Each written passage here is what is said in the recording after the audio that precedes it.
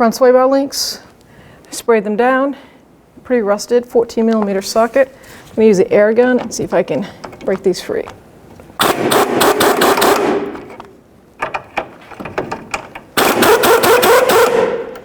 I have a pair of locking pliers holding the stud together and 14mm socket to back it up.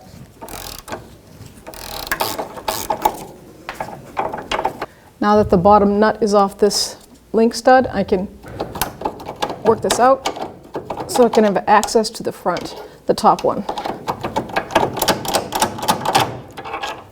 Now I can get my locking pliers, bring it in there.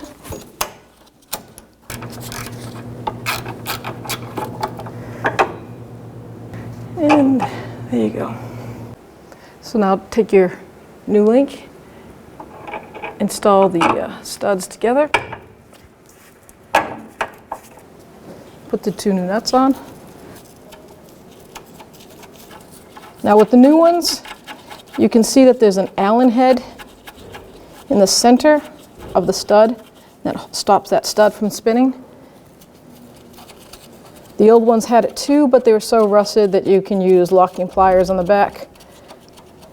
This one we're gonna bottom them out with our fingers and then we're gonna snug them up. 14mm socket. Just gonna bottom them out. I'm gonna grab my torque wrench. Torque is 29 foot-pounds.